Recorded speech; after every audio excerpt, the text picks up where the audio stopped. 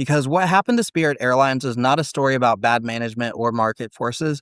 It's a story about a coordinated elimination.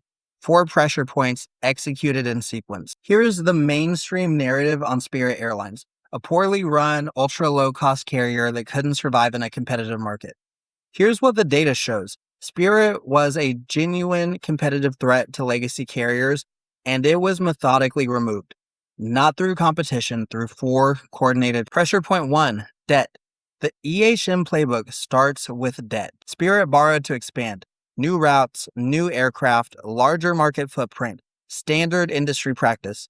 But debt makes you structurally vulnerable to external shocks, and the shocks were coming. Jet fuel prices surged over 50% between 2021 and 2023.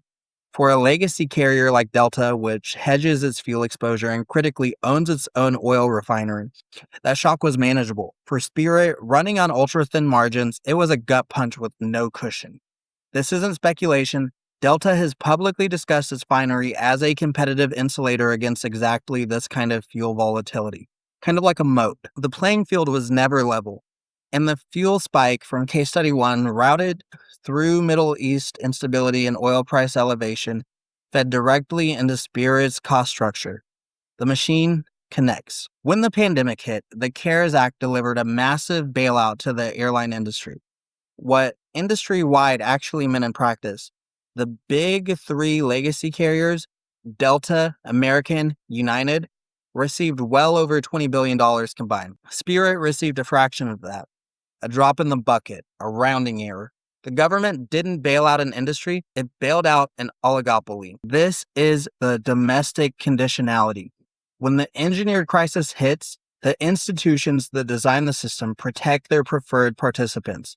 Everyone else absorbs the full impact. Pressure point 4, the DOJ block. In 2024, the Department of Justice blocked JetBlue's proposed merger with Spirit.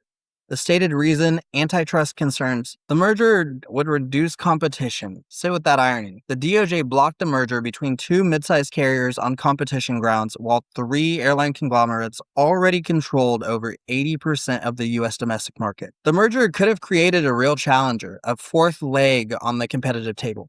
Instead, Spirit was left crippled with no rescue path. Its market share was then absorbed by the very Goliaths the DOJ was supposedly policing. Let me name what just happened. The EHM playbook applied to Spirit Airlines.